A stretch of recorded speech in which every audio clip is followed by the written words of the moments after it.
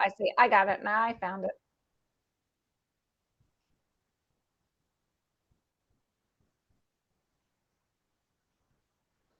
Welcome, everyone. So great to have everyone joining us this evening for our Savvy Ladies evening conversation with Manisha and Kelly. So glad to have you all here. We'll get started in a minute or two.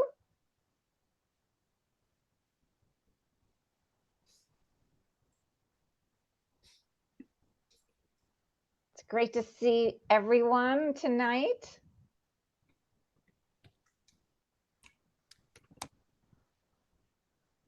I feel like we're all getting back in, the swing of September now.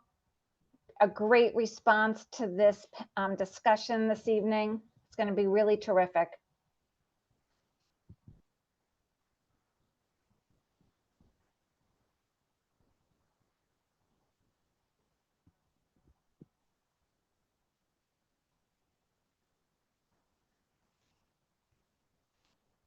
Getting everyone joining.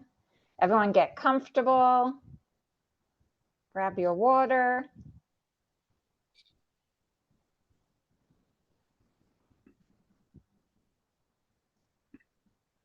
We'll take another minute.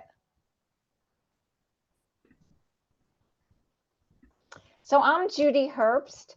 It's great to have you all here this evening. I'm the executive director of Savvy Ladies, and I am just delighted to have and share this program with you all this evening.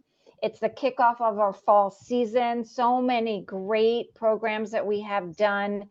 And this is one of the ones I'm so excited about, where we talk about health and money. So what is Savvy Ladies?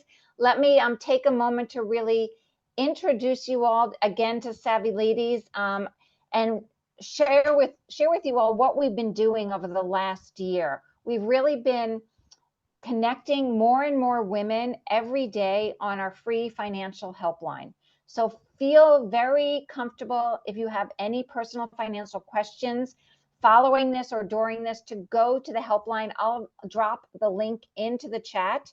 But we have now over 200 pro bono financial professionals that you will get matched to, and they will help answer your financial questions. You'll have about a 60-minute session with them, and they'll help you, guide you, and really give you the tools you need to answer that question. And you can always come back for more questions. It's really exciting. We've been using technology now, and our helpline has really, really grown over even last year, where last year we connected just under 2,500 women. This year, we're going to surpass that. Last month alone, in August, if you can imagine, 230 women found our helpline. So please share the helpline, use it yourself, share it with friends. It is an amazing free resource for all women in the US, across the country.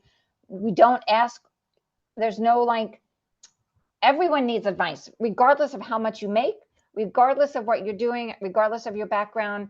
We are here, and that is been the mission and vision of the organization of Stacey Francis, who founded the organization.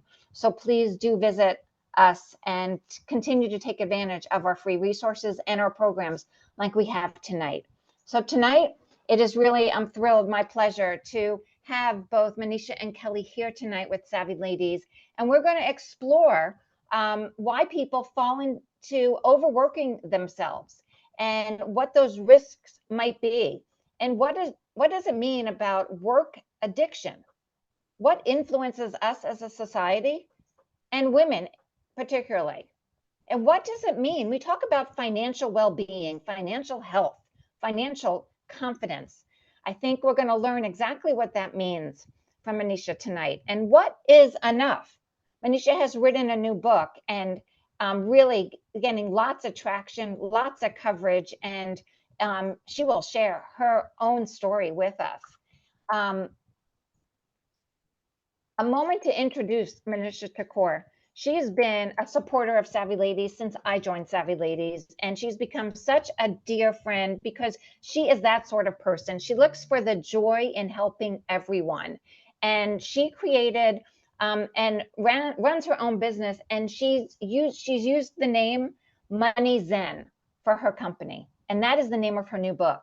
And MoneyZen is a joy-based approach to helping people feel calm and confident and find the clarity they need to make and understand how money works in their lives. She's been in the financial service industry for over 30 years, and she's always focused on women's empowerment and overall well-being. She was there doing this before it became the key words and the buzzwords of today. Manisha was doing this 30 years ago, and she is an inspiration to all of us at Savvy Ladies, and she's nationally recognized for a leader in this space. As you can see her accomplishments, not only has she written books, but she is sought out by the Wall Street Journal, Real Simple, one of my favorite magazines ever. And she earned her MBA from Harvard Business School and a BA from Wesleyan College. She's right now in the process, she has to tell you her story herself, but she's moving from Portland, Oregon to Washington, D.C. to be an East Coaster along here with us. And she just is a delight and a good friend. And please, we'll just enjoy so much of her time together today with us. And Manisha, please take a moment and say hello and introduce Kelly.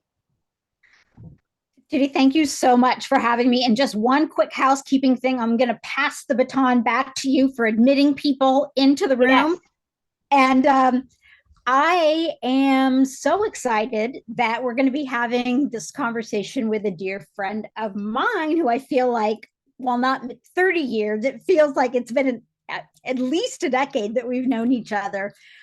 Kelly Hoey is a networking expert and coach and speaker, and she is the author of a phenomenal book, which if you have not read yet, you must read. I think it just turned 5 years old. It's called Build Your Dream Network, Forging Powerful Relationships in a Hyper-Connected World. And it is the best guidebook I have ever come across on how to authentically network.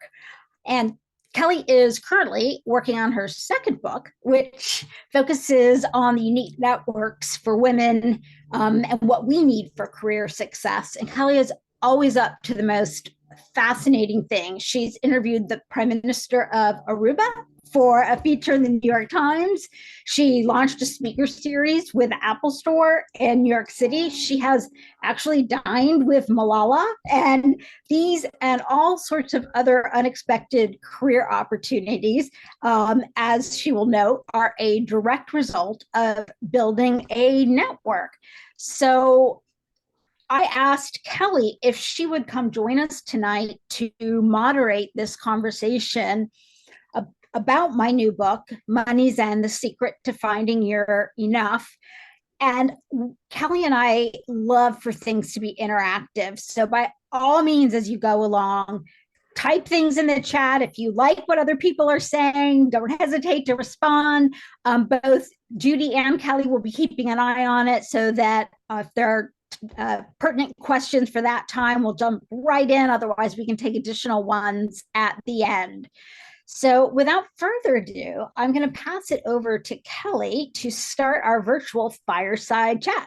Oh, thank you for that amazing introduction, Judy and Manisha. I am so thrilled to be here with you. And thank you for the Build Your Dream Network shout out. Your case study in it is an exceptional one. So yeah, I'm a bit biased on that book too, on its advice. This is not your first book. Congratulations, book number 3. So you've got 2 other books out there, and I'm looking here. You've got On My Own 2 Feet and Get Financially Naked. Love those titles. But these were both written for, I want to say, sort of the younger you. So talk to me about MoneyZen. Who's it for? Who's going to benefit from this? Why'd you write it?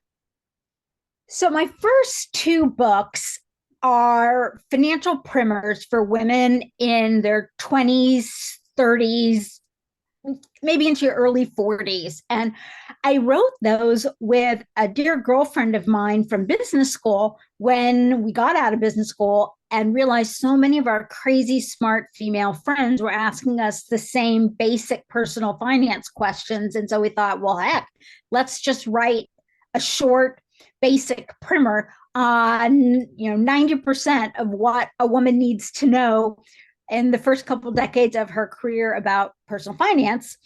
And then as our friends started getting married, we discovered that you also need to know about how to deal with money with your honey. And so Get Financially Naked came along. Since then, Savvy Ladies has done so many webinars and has so many resources. I feel the need to never write another basic personal finance book, because no matter what your financial topic is that you'd like to learn more about, I can pretty much guarantee in the Savvy Ladies library, you will see a video on it. So this third book of mine is really different. It stemmed from my own midlife meltdown faceplant. As I was approaching age 50, I had a severe health crisis, and I realized as I was recuperating that I had spent virtually my entire adult life as a human doing and not a human being. And I had developed some really toxic beliefs and behaviors about the role of money and work and accomplishments and success. And I wanted to understand how that happened to me and how to get out of it. And so I spent 2 years researching on an interdisciplinary basis the factors that can lead to this. And so who is the book for?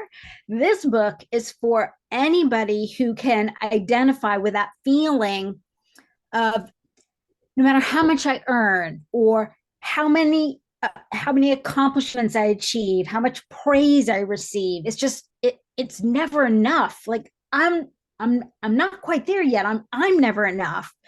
Or the flip side, it's for anyone who feels like their head is in a vice because society is telling us from all directions that the answer to no matter what ails us is more, do more, earn more, be more. And so that's what this is a book about. My experiences, the experiences of other women who were amazingly honest and candid in sharing their stories, and then the experts that I collected to explain how we got there, and then the pathway out. Which we all like, and we're going to get to that. So you had a pretty 30-year career in financial advisory work. You had really intensive early and ongoing years doing work that mattered to you, but you probably would label it workaholism. But it's doing work you love. So what in your mind, and what do you see as the difference between workaholism and this sort of positive work engagement? Because work does give us meaning. Yeah, and the difference between the two is night and day, and I didn't fully understand it until I dove into this. And so just for background context, I spent the first 15 years of my career as an institutional portfolio manager, advising large corporations, endowments, foundations. The last 15 years, I flipped sides and focused on individuals and primarily women. But in those first 15 years, I was on a plane, and I'm not kidding you, probably 40 weeks out of 52 each year. And it would not be at all uncommon for me to land at the airport at 9 p.m. and go to the office, work till 2 a.m., come home, shower, and be back at my desk before the markets open. And in financial services, particularly in the New York world, but increasingly everywhere, that's just called being a good employee, not workaholism. And so there are now literally academics who focus their entire careers on studying workaholism and how to think about that in the context of what so many of us live in our daily lives, which is having work that there are aspects that we absolutely love, or that we spent years developing skills to hone our craft. And so how do you balance ambition and drive with not becoming falling into the black hole of workaholism. And the key distinctive factor is whether or not you can disengage. And so individuals who have positive work engagement are able to work hard, but then when they are not at work, they are literally able to untether their brain from it and then come back to it. Some of these individuals may work 8-10 hour days. So it's not saying that you are sitting home eating bonbons and working 2 hours a week and the rest of the time you're disconnected. You can be you can be time-wise very involved, but the key is you have some mental space. And that what's so important about that is it means you're living in the present. You're not living in the future, which is where I feel like I spent 3 decades of my life in the future, because the finish line that I was measuring myself against just kept moving. And we'll talk about this later, but for me, the finish line was a really toxic mindset. I had come to believe that my self-worth was my net worth. Yeah. Well, you spend, and you know, I have read your book. I have my signed copy. So many aha moments. But what I found really interesting is that you spend the majority of the book talking about the problem,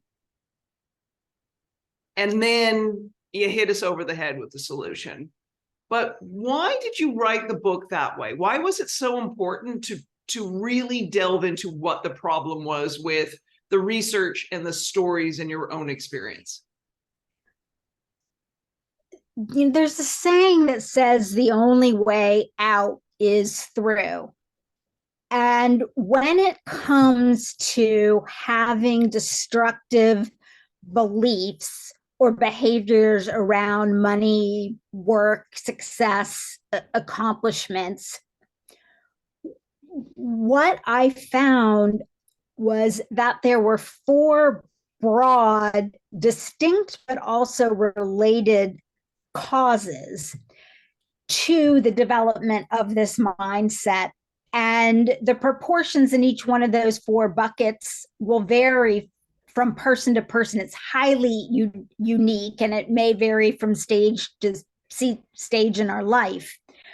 But without an understanding of exactly what these 4 broad concepts are, and stories to understand what it can look like in your life, and exploration as to why you got there, you are unable to move on to the solution piece. So people are always asking me, like, okay, give me 3 tips, you know, in the media, 3 tips to finding your enough, or the 7 secrets. And the 4 broad factors are personal small t traumas, cultural norms, societal influences, and evolutionary biology. And as much as I would love to say that finding your enough is the pot of gold at the end of the rainbow, like it's a single thing and you find it and you're there, it's not. It's more like yoga. It's a practice. And understanding these 4 buckets is the key to then implementing the formula for the solution. Okay, so there's no pot of gold at the end of the rainbow with the leprechaun. All right, we got to practice this daily. All right, got it. So let's start with those. Talk to me about small t trauma. So small t traumas are the things that happen to us before the age of 25, when our brains are fully formed. And oftentimes on the surface, they may seem very simplistic, or things that shouldn't be that big of a deal when we look back at them from our adult mindset. But at the time, they were traumatic to us, and we developed coping mechanisms that, when carried into our adult lives, leads to destructive or unhealthy behaviors. And so, to give you an example from my life, but I grew up mixed race in a small town in Indiana, which was very white, and I was chubby. And a lot of Indian women, when they head into puberty, start growing hair on their upper lips. And in India, your moms would know just what to do. They take you to get it threaded. My American mom in a small town had no idea what to do with me. And so throughout fourth, fifth, and sixth grade, I was bullied mercilessly. The kids called me cow butt and thunder thighs and mustache mouth. And the way I coped with that was by throwing myself into academics, because I wasn't getting invited to the slumber parties, and the cheerleaders and the football players were completely ostracizing me, but my teachers gave me praise and accolades. And so I threw myself into academics. And then lo and behold, you enter into the work world. And what replaces academics, grades and academic accolades, but money and promotions. And so this coping mechanism that I had developed at a young age to help me through a period of pain took on a life of its own. Psychologists will often call this a runaway trait, and got to the point that it was part of my normal operating system. And I couldn't fathom functioning without it, because in my subconscious, slowing down and not finding my identity through work success meant opening myself back up to be rejected and ostracized and left out again. So small t traumas for everyone vary dramatically. The main point I want to highlight is that in talking to executive coaches who deal with serious C-suite executives, men and women, I've asked them, how many of your clients are driven by some type of small t trauma? And the numbers range from 75% to 100%. So this is a big factor. And one that I spend a lot of time sharing other women's examples of their small t traumas in the book. Yeah, thank you. And I did see a comment there, someone saying as well, like, thank you for sharing your story and pointing out that, yeah, that childhood incident, that, maybe it is our people-pleasing self, maybe it is this need to be included, and how then it can exhibit itself in our behaviors that then can become so destructive later. All right, let's move on to one of the next factors. We're going to get through all four of these because they're so good. You say societal influences. What do you talk about? Societal influences, oftentimes people may think like, oh, we're talking about social media. What I'm really talking about is our human tendency, which we've had throughout the millennia, to compare ourselves to others. But the problem is, in today's media-driven world, we are constantly exposed to media images that are, I call it counterfeit financial culture. And the best example I can give would be from the TV show Suits right now, which is trending on Netflix, thanks to Meghan Markle's participation in it. And there is a paralegal on Suits named Donna. And actually, she starts off as a legal assistant and then ultimately rises to be COO of the firm. But in the early seasons, she is an executive assistant. And she comes into work every day in a very humid city with no frizz in her hair, none. She's clearly just had a fresh blowout. Her clothes are exquisite. Like when you're looking on TV and you can just see the quality of the fabrics and the cut of the clothing. So she's had everything tailored and it's clearly top notch. And then she goes out for cosmopolitans and drinks and socializes with friends. And we know how much that adds up to on the East and West Coast in particular. And then you look at, where she lives. And when you add up, so I literally did this. I went and I added up what it would cost to groom and live like Donna and compared those costs to the average salary. And then I even assumed that, Donna was excellent, so she earned more than the average salary. You would need to earn 30 to 50% more to groom, dress, and live like her. And I did this for a number of different characters, ranging from, physician's assistants to police officers to graphic designers on TV shows and in movies. So just think about that. We're looking at these images and thinking, oh, well, I do that same profession. Like, why am I not living that way? And the kicker is easy access to credit. 50 years ago, our parents' generation, they couldn't just get a credit card. You had to walk into a bank and tell a bank loan officer, why you needed it, how you're going to pay it back. And, today it's on one hand a big boon because it allows many people to have some financial upward mobility in a way that they wouldn't have before. But it's also giving us this financial bazooka to shoot ourselves in the foot without an operating manual.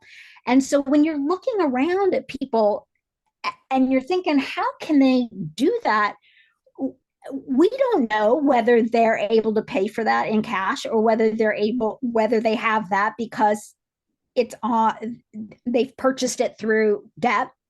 And I can't tell you how many times I've had individuals back when I used to have my own practice who would come in to see me and they were decked out to the nines. And yet what my role was to manage their money, to invest it. And they didn't have any money to manage or invest. And it's because they were wearing it and driving it and living in it. So I just want to highlight that the pressure that we are under subliminally to keep up with these societal influences that are fake in and of themselves can force us to have a relationship with money in particular, and work and driving and striving ourselves that can have no end, which is exhausting.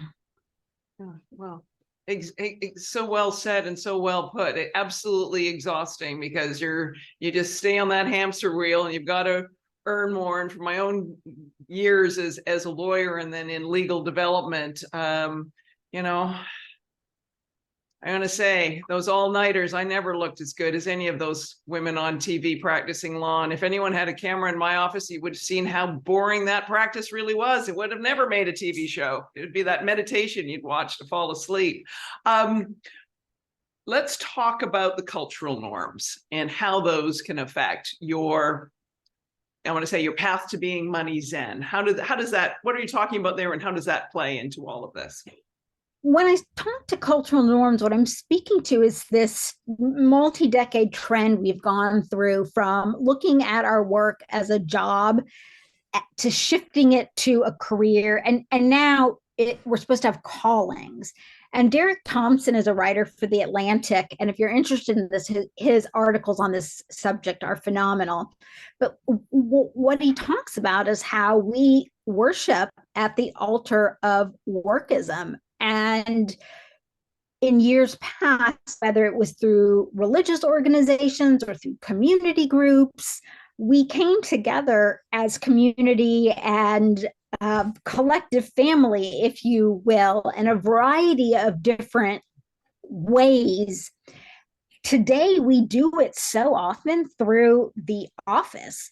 A lot of us will joke about having a work spouse, somebody that, we spend more time talking to, traveling with, doing professional activities with than our actual spouses and family members. And I mean, this, it's like you meet somebody and within a couple of questions, what comes up always? So what do you do? And then we form a judgment, and we know they're forming a judgment about ourselves. And so this unbelievably tight linkage between what we do and who we are is so pervasive throughout society. And one of the historical economists that I spoke to raised he'd done a lot of work on a concept called competence. And, back in the days of, I don't know how many people, I'm 53, so this may date me, ever read the Laura Ingalls Wilder books growing up, Life on the Prairie, House on the Prairie. Back in those days, people viewed their success as their ability to take care of their family, meet their basic needs, have the ability to have some rest, some time for a practice with a higher being, however you describe that. And that was called competence. And we have replaced that with success that has very different parameters, and they're much more externally focused versus internally in terms of your character, your values, your beliefs. So that's what I'm talking about with cultural norms, and how that bucket and your relationship with that bucket could also create unhealthy behaviors around money, work, success, accomplishments. Now, since we're also in September, I'm thinking of friends of mine who live in Europe with family in North America, and one, her brother and niece and sister-in-law were coming to Paris in August, and they were excited and they were making their plans. And my buddy looked at her brother and said, Paris is closed in August. Everyone, like, all those things you want to do, it's not going to be happening. There is a much different cultural norm towards the role work plays in the overall cycle of the year and life. Okay, before we get to solution, I'm going to get to the final of the 4 factors. And this one was kind of surprising. I mean, everyone else who has been on this since the get-go and heard Manisha say the 4 factors. Evolutionary biology. You wanna enlighten us on that one, please? Yeah, this one really surprised me. So if you think about it, modern life as we know it has been around for maybe 400 or so years. Prior to that, if you threw, Kelly, Judy, and I out into the woods, we would know how to forage for food and at least create some kind of basic shelter and meet our core survival needs. But today, in modern times, how do we meet our core survival needs? If you think about Maslow's hierarchy of the needs, well, we use money. We use money to buy food and to procure transportation and shelter. And so we literally need, in order to survive, money. So there's this visceral amygdala reaction around the need to survive, which has been translated in these times to money. Another example is that we used to live with the seasons. And so there would be seasons of plenty, and we would gather as much as we possibly could because that would sustain us through the seasons of scarcity. I mean, literally the 4 seasons of the year. And so our brains were hardwired to get as much as we can during the season of plenty. Well, now we live in 24/7, 365 life of plenty. And as a result, though, our brain hasn't kept up with it. There's not like an off switch. And so this drive for more is not just one that we get pressure from externally in the form of advertisements or seeing what everybody else is doing or judging others or judging ourselves based on what we have or don't have. There's literally a biological reaction that can help turbocharge those feelings.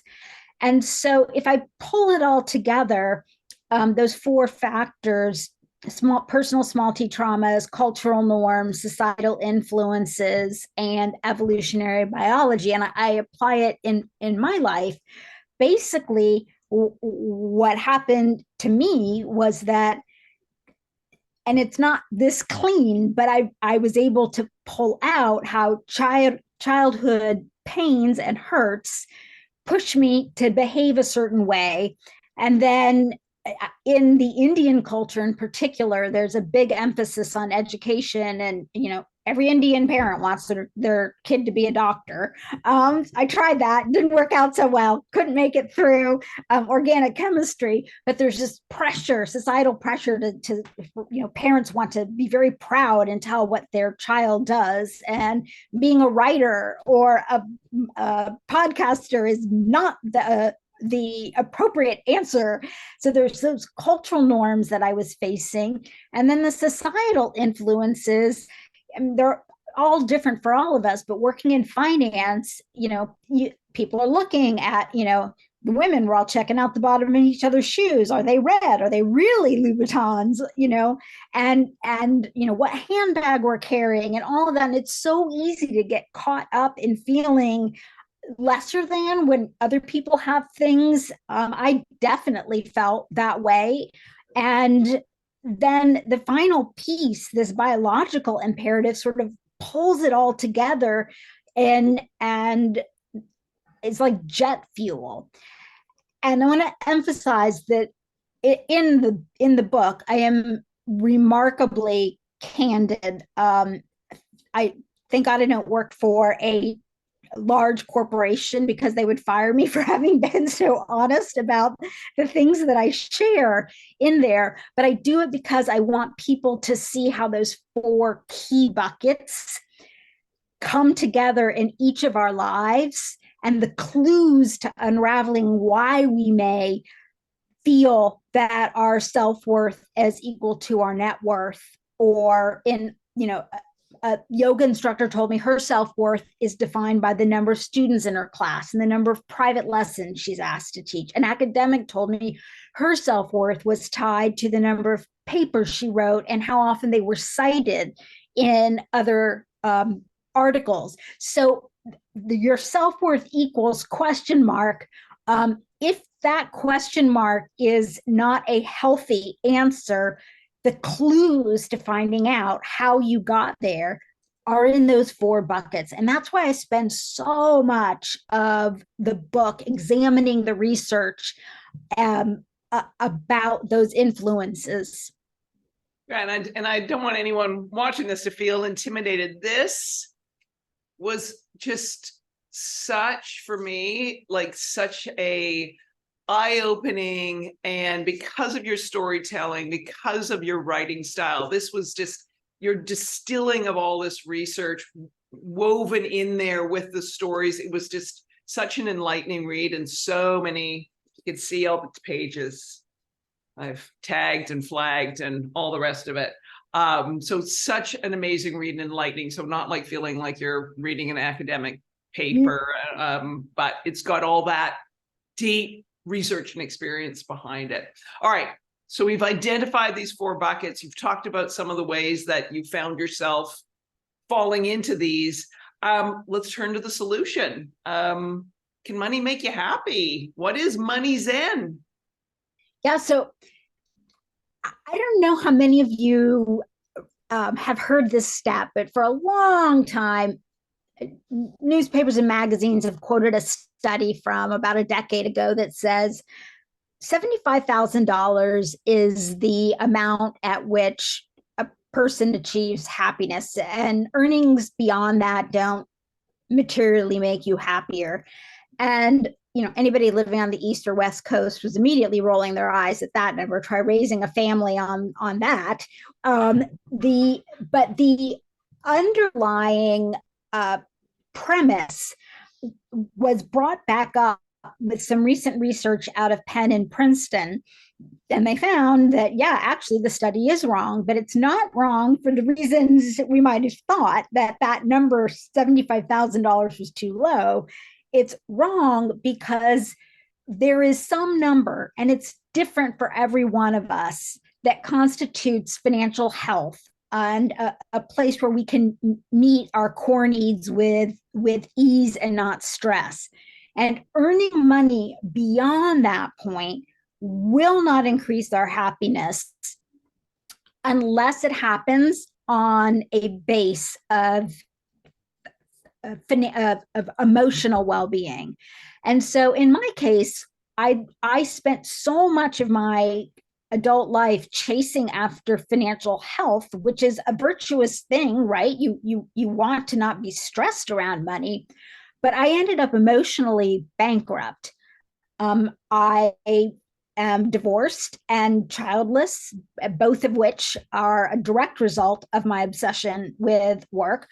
I have things that I've talked about enough in talking about the book that I no longer cry when I bring them up. But at the beginning of marketing the book, I would tear up at this point where, I didn't go to my grandmother's funeral because I was in my fancy suit in a hotel in San Francisco, and the funeral was in Rochester, New York. And this is how sick my mind was. I thought, well, Gran knows I loved her and she's dead. So it doesn't matter if I don't go there. I need to keep working. My clients need me. Like it never occurred to me that funerals were about honoring the past, but more importantly, supporting your loved ones, my mom, my aunt. And the number of times that I missed friends' weddings and baby showers and all sorts of key events. It got to the point where I literally realized one holiday season that the only holiday cards I was receiving were from my immediate family and then people I paid, like the woman who cleans my house. I had no friends. And so, yeah, not having money is terrifying for the reasons we've talked about. But money in excess of a certain level won't make you happier without that base of emotional wealth, which is what I call it, well-being. It's sort of the broader term. And I feel like I was exhibit A of that. And it was in emotional bankruptcy that I started on this journey to find out, how do you get to MoneyZen? And I describe that as a place where you have calm, confidence, and clarity about both your relationship with money, but also the role that money plays in your life. Thank you for that. And I'm seeing all sorts of hearts and wows, and I'll be your friend. She's a fabulous friend to have. I highly recommend having Manisha as I want to say a friend and guidance in your pocket. I've got a few more questions, so I'm going to put this out to everyone here. Like, if you've got a question, pop it in, the meeting chat so that we can get it to Manisha and ask her. If you see a question that someone's put in there and you like it, like you're like, yes, ask her that question, give it a heart, give it a thumbs up, give it a something, so we can make sure that we get all of your questions answered. So getting to MoneyZen, but you mentioned financial health. What in your mind for, we got all these amazing women here, and you and I have laughed about this before, when I had my second divorce, and my first call was to my financial advisor, because all of a sudden I'm getting divorced and I'm thinking, oh my God, if I don't get a job, I'm going to be, under a bridge selling chiclets, like the place, men think, I lose a job, I'm gonna bounce back, I'm gonna be fine, I'm gonna get a bigger job. And women, we think we're gonna be living in a cardboard box somewhere. So what is financial health? So I define financial health as the place where you are able to meet all of your current obligations with ease and comfort. You have a safety net in case there are emergencies, which there will be, right? Because the one thing you can expect is the unexpected. And we also have a plan and have identified what we want to do in terms of savings for the future. And for everyone, that's different. For some people, that may mean retirement savings. For other people, it might mean savings to send kids to college. For others, it may be savings to be able to live lightly and travel the world at an earlier age than 65 or traditional retirement ages. And so you'll know there's not a specific number there. And in order to reach it, it requires a fair amount of self-reflection and pushing back against society to find the place where the things you are spending money on are the things that truly bring you joy, where you are squeezing the maximum amount of happiness out of each dollar, and you are not leaking money on things that don't bring you joy. And just to give you an example, I am talking to you from a 550 square foot cabin in Maine that I bought so I could be near my nephews and niece while they're still young enough that they want to talk to adults. And they spend summers up here. And, this house is built in 1915. I don't have potable water. I don't have a washing machine or a dryer. And I'm going to do a little bit of renovations. And the planning board couldn't understand why I didn't want to take advantage of the maximum square footage allowances. And I kept saying, but I want a simple life. I don't want to spend all this money on something that I'm just going to use in the summer, and it doesn't need to be fancy because I'm outside. And so that's the kind of thing where I literally felt pressure to make this nicer, but I'm happy with it just the way it is. You mentioned Laura Ingalls and the Little House on the Prairie. Are you doing your Laura Ingalls? Is this your Little House on the Prairie moment? I literally wash my clothes in a bucket, bring them out, and put them on a clothing line. And so I just want to say, when you find that place of what makes you happy, you won't look like everyone else. Now, in my case, there are other things that I spend money on that people may consider extremely frivolous, but they bring me great joy, whether it's certain earrings or, going to the salon to get my hair colored rather than doing it on my own. And so whatever it is that makes you happy, I'm not saying any kind of spending is good or bad in and of itself. What I'm saying is, when you have financial health, you have strategically removed all of the financial leaks in your life, and common ones are spending a lot more on housing or transportation than you actually really find enjoyment in. And a lot of those are driven by cultural norms and societal expectations, and potentially things that happen small t trauma wise that make us want to show the outside world through our stuff, that we've made it and we're successful. Got it.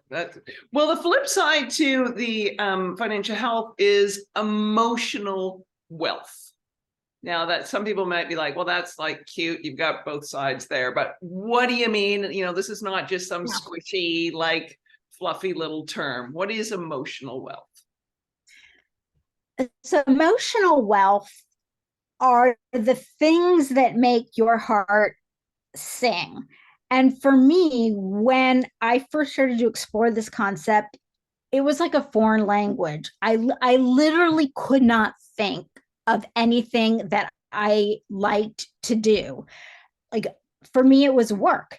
And everything I did was about work. If I was exercising, it was to have more energy to work. If I was chatting with people, it was to build my network. If I was picking out clothes, it was to get the right armor on myself before I went into the battle of the workplace.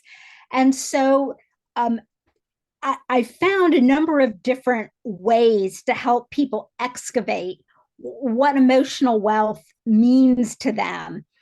And I'm going to just give two examples here that are quick ones that you can use to start that ball rolling. And then I'll tell you how that played out in my life. So the first one is to ask yourself, if you wake up tomorrow and $10 million after tax drops on your head, but you also get a diagnosis that you have exactly 10 years left to live, what would you stop doing? And what would you start doing? And I've been asking this question in workshops for over a decade, and it is shocking how similar our answers are. Most of us would stop working, we'd stop worrying, we would start spending more time with family and friends, we would travel, take up a language, a musical instrument, and do more volunteer work. And so it's digging down into whatever those answers are and trying to put in just the tiniest bit of whatever that looks like for you into your daily life. And so for me, one of the first things that I did was start journaling in the morning, lighting a candle, going out in my cozy slippers and writing 3 pages of freehand writing. For anybody who's a fan of Julia Cameron's The Artist's Way at Work, they're called morning pages. If you don't know what I'm talking about, Google Julia Cameron morning pages. And just that small ritual was like starting to use one muscle and then the next muscle. And the second step that you can take right now is one that comes from a woman I interviewed who is the director of a hypertension center at the University of Colorado. And she found that people who were able to reclaim their health were ones who inherently rooted their lives in connection. And so she has a mantra, her name is Mary Laverde, and it's connection creates balance. And what I learned from her is that whenever you're feeling discombobulated, ask yourself, to whom or what do I need to be connected right now in order to move incrementally closer towards a feeling of contentment? And so, sometimes they're really small steps, like a pan of brownies or my couch. I need to just rest. But as I started exploring that question, what I realized was when I was in college, I had a mental framework for how I wanted to have my life be guided. I came up with this I took my junior year at Oxford. On the way back from the UK, I was trying to sketch out what I had learned. And I wrote on this equilateral triangle at the top, simplicity. And in the lower left-hand corner, I wrote small joys. And in the lower right-hand corner, I wrote financial independence, or what I would call now financial health. And what I realized in doing this, to whom or what do I need to connect, starting with small steps, I ultimately realized that my equilateral triangle had completely flipped. It was all balanced on financial independence, and I'd lost all the simplicity and small joys in my life. And so now when I'm making any kind of decisions, professional, personal, I'm asking myself, is this enhancing simplicity and small joys? And for me, simplicity might mean having very few possessions and a really clean space, very few things on my calendar. Small joys may mean having pajama parties with my 10-year-old niece and braiding each other's hair. But that's what emotional wealth is. And financial health without emotional wealth is a recipe for unhappiness. And the way to get to MoneyZen, this place where you have calm and confidence and clarity about the role that money plays in your life and the relationship you want to have with it, is by going through the 4 buckets and then defining what financial health looks like for you. And I go into that because it's a whole topic in and of itself in the book, and then what emotional wealth looks like for you. And I'll just wrap with one thing, which is to say, when I got done writing the book, I was like, this is awesome. I'm cured. I'm not a workaholic. I'm not stuck in the 24/7 hamster wheel of hustle culture. I no longer identify myself by my work or what people judge my clothing by. And then I had a couple of months of sheer bliss, and then I started marketing this book. And guess what? When you market a book, you can never get too much publicity or press, do too many podcasts. And I found my ego getting so sucked up into that. And the publishers are happy if you get good press, but then, it's kind of fun when like fancy magazines and press outlets want to talk to you. And next thing I knew, I was like back in that never enough mindset. But this time, as a result of optimizing my life, not for the equation self-worth equals net worth, but optimizing my actions, how I use my scarce resources of time and money to optimize the equation financial health plus emotional wealth equals MoneyZen. That enabled me to get back to center, or at least closer to center, way faster than I would have. And so the way I think about this book is it gives you a framework that are like bumper guards on a freeway. And, you know, as your car throughout life bumps too far in one direction or the other, this mental model can help you make the micro or macro adjustments you need to get back to a place of contentment. And so it's as you've noted before, this is a practice. This is not like, all right, got it, now I'm done, check. No, you've got to, you know, check in with yourself and think about and meditate on this routinely, which, you know, because hey, as our lives evolve and our needs evolve and all of that. So Manisha, we've got some great questions, and one of them, interesting, it's you're probably going to sound kind of familiar. It's one of the attendees in her 30s.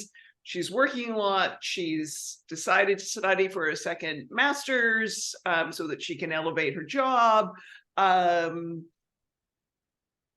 There's, you know, other issues with, you know, the ease of switching jobs. So, you know, that's not just like, oh, gee, I can go get a better paying job. You know, there's the things that brings the joy, the traveling, the desires to buy a home. So any guidance on how to balance these things so that she's not feeling like she's giving one up, but feeling like, how do you know, you've heard this before. Yeah, it's like, how do you prioritize and balance, honestly, ambition with self-care? I mean, at its core, that's the equation. And it's to think about it as seasons. There are seasons in our life where we will be very intense on one area. If you're in graduate school, that you may be very focused there. And then there are other seasons where you can spend more time filling your emotional wealth bucket. But the key is to understand, just like in investing, and you want to learn more about investing, please go to the Savvy Ladies Library. There are tons of wonderful webinars on it. But one of the core things we learn in investing is that you want to diversify between stocks, bonds, and cash. And the mix of which of those you will have, what percentage of your portfolio will be stocks, bonds, and cash, will change based on where you are in your life. You have a portfolio of financial health and emotional wealth that you need to allocate every day, your scarce resource of time and also your scarce resources of money. And it's being mindful of that that enables you to figure out. You won't be able to have it all. No one has it all. But it will help you figure out how you can have the most joy possible as you go through intense periods on either side of the equation that require deep focus. And that's the thing. I meet so many smart, bright, ambitious women, and we get going and we just keep going and going. And so one of the things I conclude the book with is 4 words that I repeat to myself constantly now, and that is permission to achieve less. And I think that's what we need to grant ourselves, is permission to achieve less. And I'm not saying don't go after your dreams. What I'm saying is you don't have to be perfect and you don't have to do it all. No one. When you look behind, I call it the glossy bio, what we see of people outside, and then the real bio of what's really happening in our lives, there's usually a huge disparity between them. And what I want you to be able to do by achieving less is to mirror that too. So the person you are on the outside world is the person you are in your inside world, because it's exhausting to live with two different personas. And so getting through this stage of your life, give yourself permission to achieve less so that your actions are driven from a joy-based place. Yeah, that's such good advice. And I think about the 4 factors that you talked about, and particularly with this question, cultural norms, societal influences, and some of what this woman is asking about is like, wow, like the ambition to do a second master's degree and improve your career, like enjoy that journey of learning and why you're learning so that you get the outcome you want. And some of those other things maybe getting parked a little bit out there. Okay, so another question is how not to go into this, evolutionary, brain panic when thinking about money. I've set up my money automation and have my plan, which I'm happy with, but thoughts of money or losing my job causes panic. And how to allow myself to be okay with making more. I love that part of the question. So this whole panic, there can be the panic of not making enough, panic that we don't have enough, but there can also be a panic around, oh my God, am I deserving of more? Talk about I'm going to say that the way our brain hijacks all of these thoughts around money. The first thing to know is I've never met anyone who does not battle with one or the other or both of those feelings.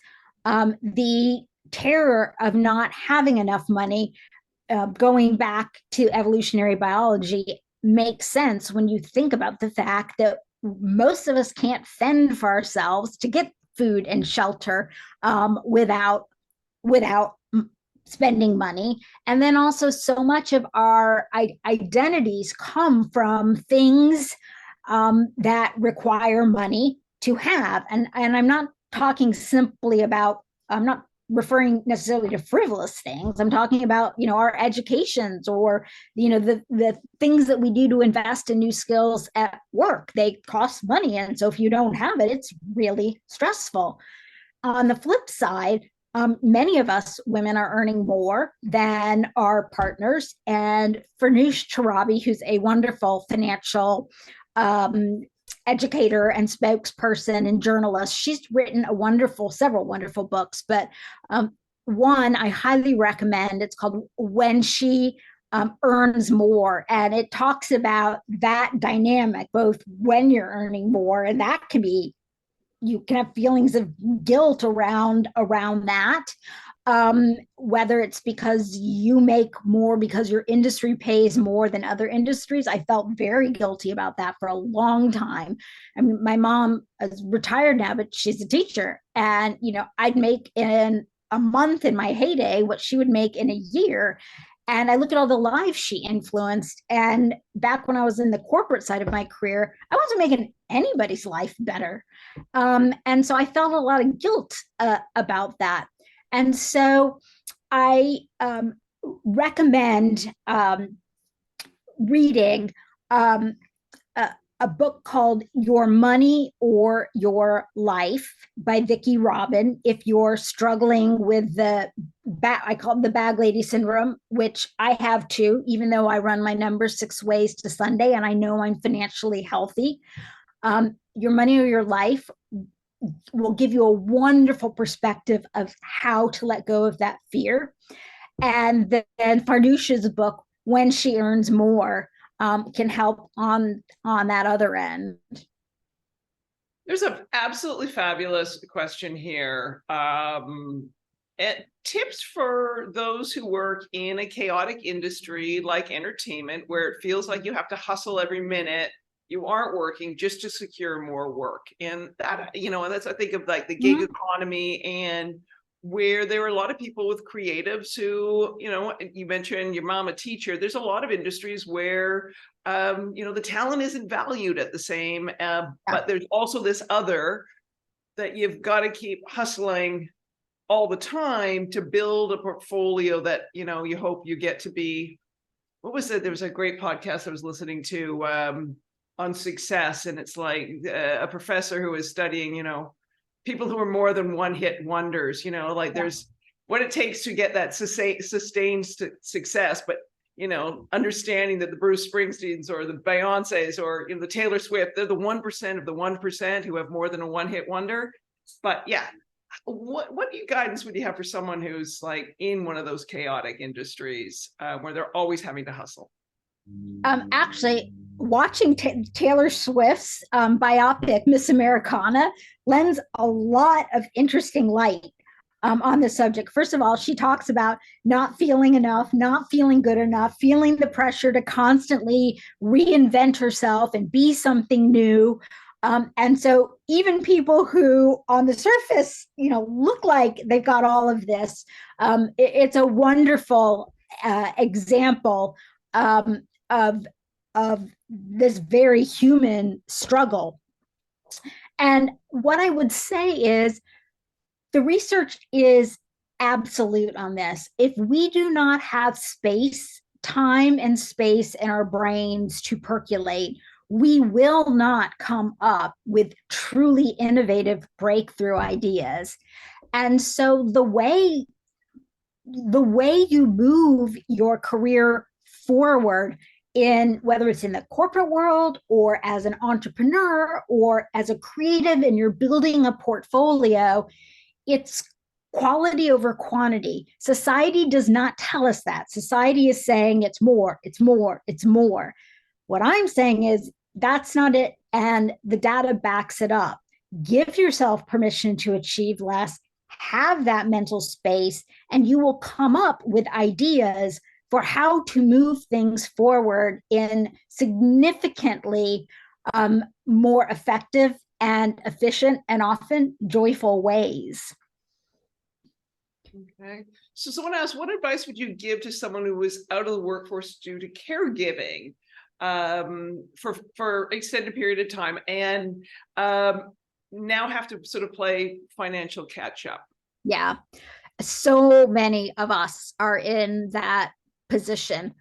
Growing up, on his birthday every year, my dad used to ask my brother and I to write a little note and put it in this shoebox, which he still has somewhere, that says, don't worry, Dad, when you get old, I will take care of you. Because in the Indian culture, there's typically multi-generational living to help deal with elder care and child care. We don't have that here in the US. And when you are stuck in that phase, it is exhausting, it is overwhelming, and yeah, you feel like you are behind the curve. And what I want you to know is that the power, when you are able to get back to earning a little bit more, spending just a little bit less, and working just a little bit longer, the combination of those three is geometric.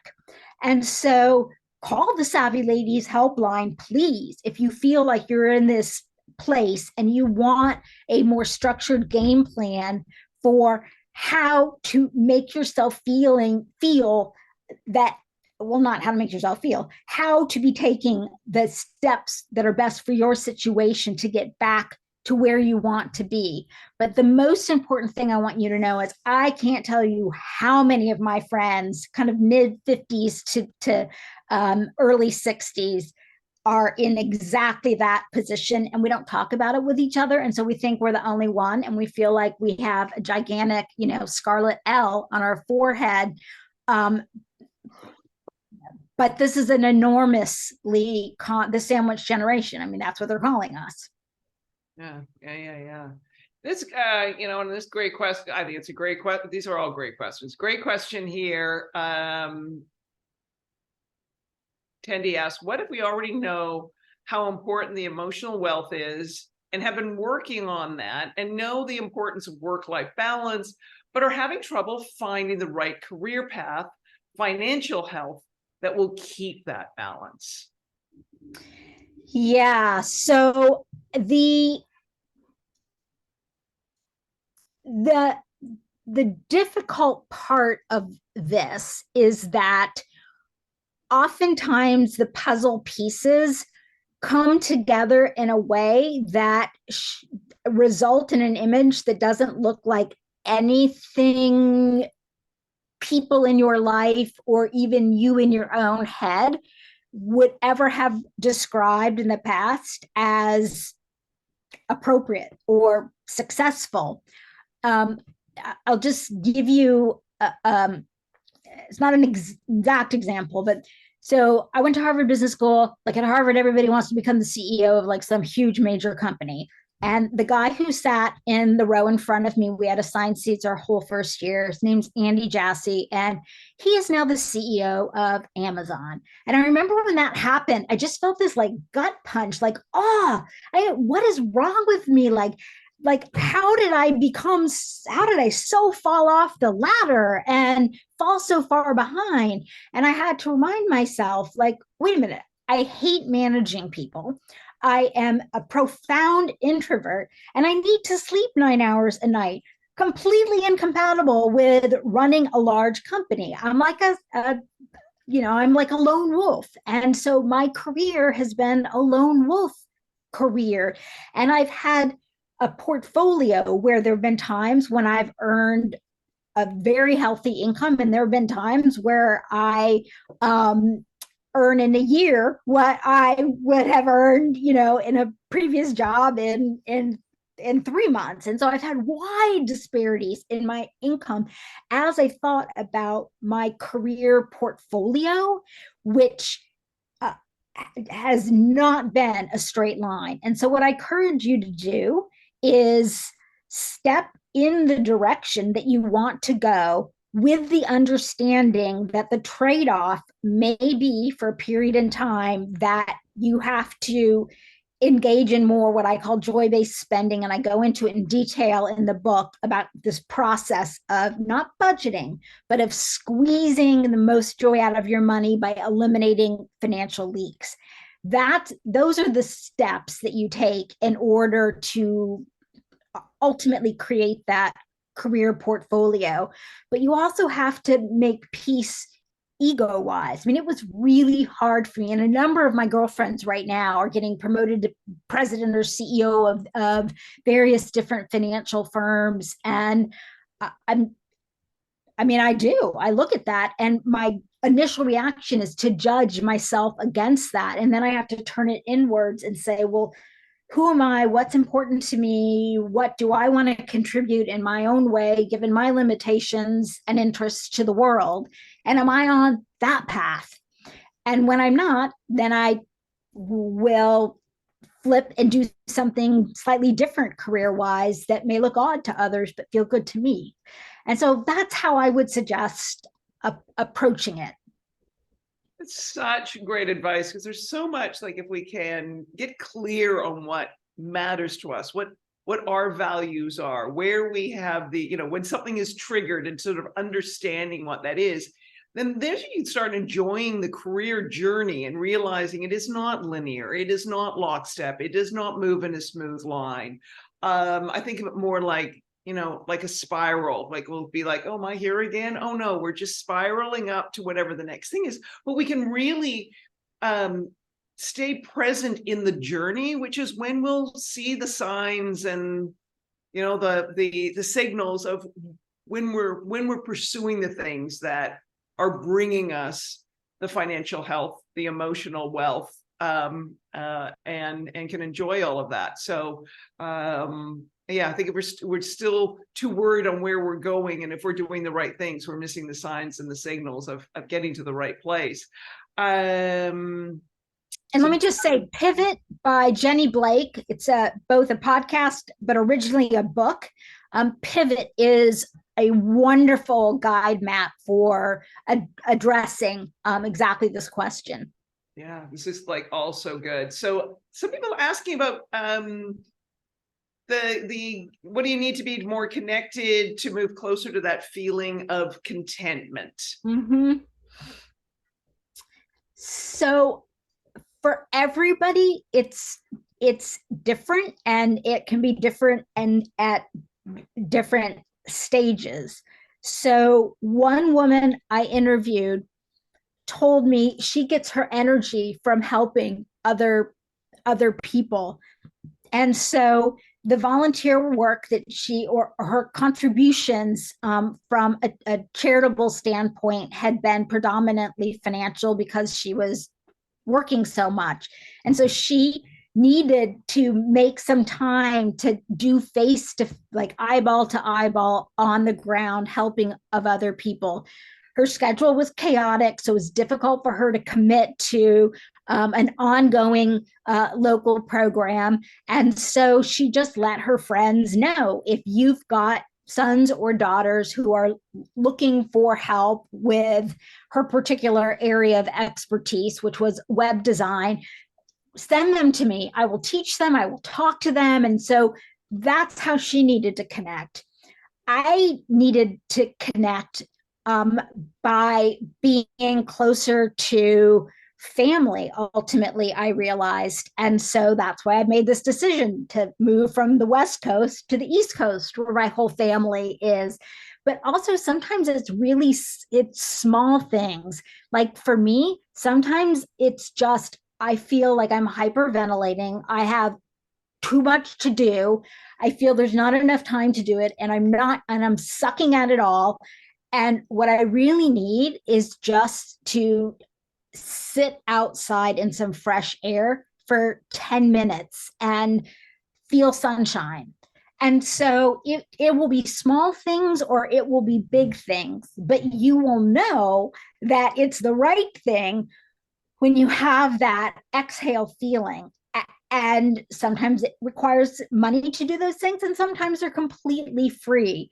But experiment, because I cannot emphasize enough, for the first 6 months or so of trying to recover from emotional bankruptcy, I tried so many things and I felt no joy. I did gratitude lists. I meditated. I read all of this positive psychology, and none of it worked for me.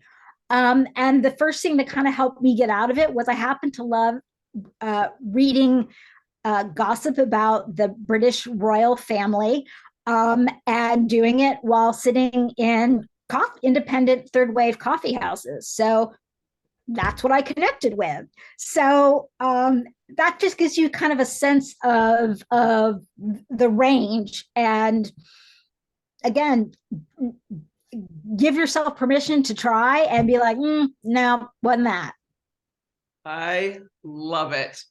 Manisha, well, first of all, I want to say to Judy and to the Savvy Ladies community, thank you for showing up tonight and being so invested in your own financial health and emotional wealth.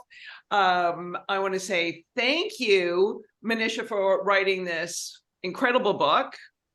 I'm going to keep flashing it in front of my face. MoneyZen, The Secret to Finding Your Enough. And let me turn this over to Judy, because this has been just absolutely incredible evening. Thank you.